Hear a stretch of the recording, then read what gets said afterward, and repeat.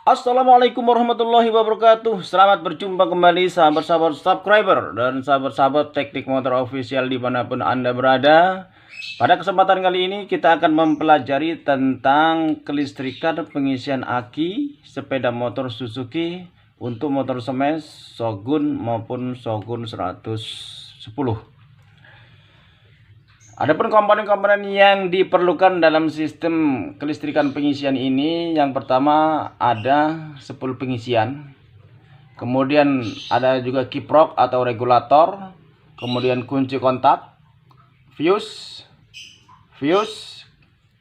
aki. Inilah komponen-komponen yang diperlukan. Adapun fungsi dari masing-masing komponen ini, yang pertama spool pengisian ini berfungsi sebagai sumber arus listrik.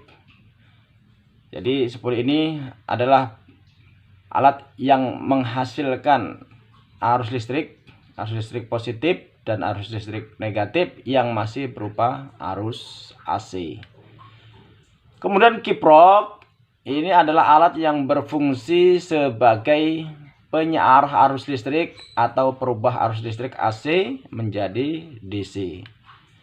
Kemudian kunci kontak ini berfungsi sebagai engine stop atau pemutus seluruh rangkaian listrik dan menjadi penghubung arus listrik ketika motor dinyalakan atau ketika kunci kontak dalam kondisi on. Kemudian fuse atau sekring ini berfungsi sebagai pengaman rangkaian listrik. Dia bekerja ketika terjadi konsleting, ketika terjadi arus pendek, maka fuse ini akan putus dengan sendirinya sehingga seluruh rangkaian listrik ini bisa aman dari kebakaran. Kemudian aki ini berfungsi sebagai penyimpan arus listrik, penyimpan muatan listrik sebesar 12 volt. Jadi ketika aki ini mendapatkan aliran listrik masuk positif dan negatif, maka aki ini akan menyimpan arus listrik sebesar 12 volt. Sehingga arus listrik yang tersimpan dalam aki ini nantinya akan diteruskan ke beban. Beban ini terdapat banyak, bisa CDI pengapian, kemudian dinamo starter, ada juga flasher atau lampu sen, ada juga klakson, full meter bensin, lampu stop atau lampu rem, kemudian ada juga lampu top gear, ada juga lampu speedometer. Inilah yang disebut dengan beban. Semua ini yang disebut dengan beban yang akan disuplai arus listriknya dari aki. Kemudian sistem kerjanya atau sistem mengalirnya arus listrik itu dimulai dari spool pengisian. Berasal dari spool pengisian. Spool pengisian mengeluarkan arus listrik positif dan negatif. Negatifnya ke ground, mengalir ke bawah, ke ground ini atau ke bodi motor. Kemudian mengalir juga ke kiprok, mengalir juga ke aki, kemudian ke masing-masing beban. Sedangkan kabel kuning ini mengalir pada spool penerangan dan lampu depan. Ini fungsinya untuk penyetabil tegangan lampu penerangan. Setelah arus listrik mengalir pada spool pengisian, maka arus listriknya akan dirubah menjadi DC. Dari AC dirubah menjadi DC oleh kiprok. Kemudian setelah dirubah, arus listrik akan mengalir ke atas menuju kunci kontak, kemudian menuju fuse. Dari fuse ini arus listriknya mengalir menuju aki untuk disimpan dalam beberapa waktu. Sehingga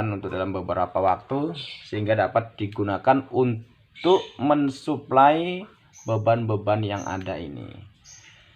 Nah, setelah disimpan oleh aki, maka aki kembali mengalirkan arus listrik keluar menuju fuse, menuju kunci kontak, kemudian menuju fuse yang kedua sampailah pada masing-masing beban ini. Nah, arus negatifnya akan terbagi ke CDI, akan terbagi juga ke dinamo starter, akan terbagi lagi ke flasher atau lampu sen, akan terbagi ke klakson, ke full meter bensin, ke lampu stop, ke lampu top gear, ke lampu speedometer. Demikian juga arus negatifnya akan terbagi ke masing-masing dari beban ini. Itulah sistem kerja atau proses mengalirnya arus listrik. Kemudian warna kabel dari sistem kelistrikan pengisian ini, yang pertama ini warna putih. Ya, ini dari sepul pengisian, output sepul pengisian ke kiprok ini berwarna putih, sementara kabel negatifnya ini berwarna hitam. Semua kabel negatif ini berwarna hitam. Kemudian untuk kabel yang akan terhubung pada sepul penerangan dan lampu depan ini berwarna kuning. Sementara itu kabel dari output kiprok yang menuju kunci kontak ini berwarna merah sampai ke aki ini berwarna merah sampai ke beban. Itulah untuk warna kabel. Sementara itu untuk mengetahui bagaimana cara memasang soket kiprok dengan soket kabel kiprok agar tidak terbalik, maka bisa dilakukan dengan cara melihat tanda kotak kecil ini. Ini tanda kotak kecil ini merupakan tanda untuk mensejajarkan antara soket kiprok atau soket regulator dengan soket kabel kiprok, sehingga tidak terbalik. Termasuk untuk posisi kaki, posisi masing-masing pin ini juga tidak boleh asal-asalan, harus seperti yang terdapat dalam skema ini. Jadi ketika menghubungkan arus negatif, maka harus ditempatkan pada kotak kiri bagian atas. Sementara untuk kabel kuningnya ini, kabel yang terhubung pada sepul penerangan, harus ditempatkan pada posisi kotak kanan bagian atas. Kemudian untuk sepul pengisian, kabel sepul pengisian ini harus terhubung pada kotak kiri bagian bawah, dan outputnya yang terhubung pada aki ini kaki bawah bagian kanan. Nah, itu untuk posisi masing-masing kabelnya. Demikianlah apa yang dapat kami sampaikan, mudah-mudahan dapat bermanfaat bagi teman-teman semua, dan bagi teman-teman yang belum jelas silahkan komen di kolom komen agar kami bisa membantu untuk menjelaskannya kembali.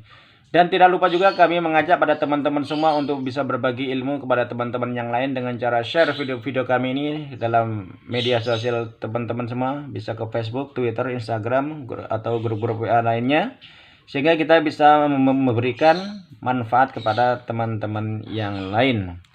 Dan bagi teman-teman yang ingin terus mengikuti video-video kami terupdate lainnya, silakan untuk mensubscribe video kami ini, dan juga jangan lupa klik lonceng notifikasinya,